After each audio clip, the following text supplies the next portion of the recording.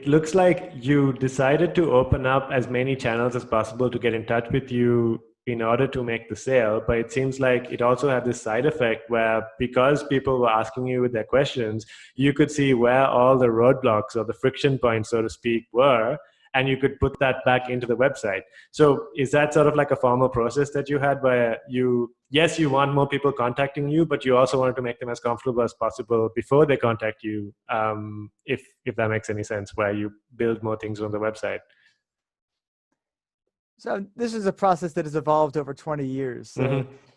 it certainly wasn't started very intentionally, but a lot of trial and error, a lot of putting things up and taking things down and seeing what's been working best. And I guess that's sort of like a nice teachable moment for everyone listening, right? Because you mentioned like it's like a game, and you really have to have fun with it. And this sounds like one of those big things. So you try to learn, and you try to maybe stick up 6, 7, 8 ideas on the wall on your website, and you see which one's getting traction, and then you try to go with that. So it's almost like a constant test and learning iteration process. Exactly.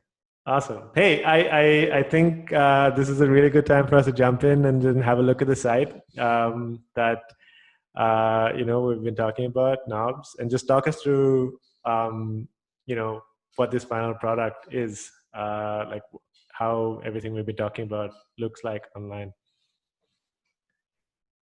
Okay, great. So let's dive into the screen share here. So this is knobs.co. Mm-hmm. And we can just show you briefly the main screen. Right at the top, we already try to segment out who the people are who are trade professionals with, are you a trade pro? We try to join our trade professional programs. You can see here we have one of the splashes talking about some of our public benefit work we do, and one of them talking about, hey, book a one-on-one design consultation with us. Try to get them in right away, and of course have the chat with one of our, I think that's a picture of Kayla down there, who's the head of our customer service, on the chat. And we try to, from that point on, try to go down and say, okay, here are all the various different categories if you want to be starting in categories. And then a few of our featured brands below that. Also then emphasize things like, okay, samples. If we want to encourage people to buy samples, again, if they buy some products and then get them in their house, see that they're a perfect fit, and then come back and order more. See, somebody might be ordering 40 different knobs, 40 knobs, but if you don't want them ordering something, looking at it and sending it back, returns are very, very expensive. So I'd much rather they order one each of 3 different knobs, get to try them out in their house, see which one they really like the best, and then come back and place an order for the 39 other ones that they're going to need in the style of their choice. Right. And we'll actually give Smart. them a reimbursement on the ones they didn't choose to help encourage that. And of course, the free shipping offer we have here. Part of what I want to talk about is exactly how we get people to segment down. So one of our big issues is that we have an absolute ton of products. So if you go up here to cabinet hardware, we can sell 50,000 different items. So how does somebody decide exactly what they want? So this is what we call a faceted search here. So we've got the main categories, subcategories, finishes, specific finishes, finish class, brands. We have so many different ways that a person can choose what they want. So say you're not looking for knobs, you're looking for pulls.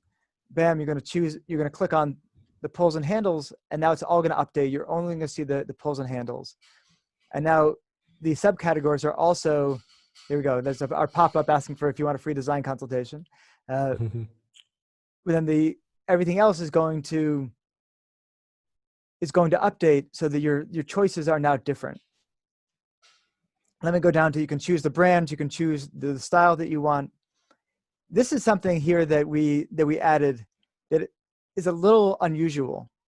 So a drill center is the distance between the holes on a cabinet pull. So here on this black one here, you got this one hole would be here, the other hole would be here. How far apart are they? It's not the overall length of the pull, because some pulls have, like this top knob ones in the top right corner, don't stick out past where the screws go. And others, like this one from the Elements, the silver one here, do stick out past. But the drill center is the distance between the holes. Now, there's two reasons a person would search by the drill center, which is why we have two different categories to drill down in this area. One of them is just to say that, you know what, I'm looking for a pull of a certain size. Generally, I know I want something about 4 inches. So they can choose here and they can get their length. First, they went to the category of 3 to 5 inches, and now they can choose to even drill down further from there if they want to.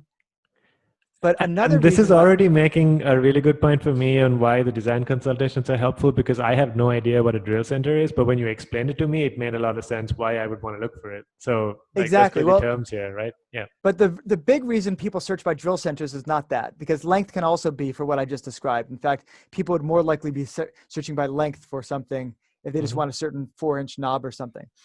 But the bigger reason people search by drill centers is because they are replacing their existing pulls, and they already have holes drilled in the cabinet. So they need a new item that is going to fit into the exact same holes that they already have. If somebody's in that circumstance, then they need a very specific drill center. So whereas before we had kind of big categories, okay, 3 to 5 inches to help you narrow down how big you want, we also have a very, very specific one. And in fact, we can go to show more, and you can see there's just many, many, many different drill centers that somebody would use. And we have it so that somebody can look up exactly what their drill center is in the search. So if they want to do 3.5, then bam, they're going to be able to get to the 3. It's not showing up so well right now. I got to get rid of that. They're going to be able to get rid of that and go down to exactly things that are the length of 3.5 inch, 3.5 inch. And so it reminds me a lot of, like, for instance, like an Airbnb kind of experience where you are really just sort of drilling down till you get to the house that you want. Exactly. So that's why it's really important to be doing these things.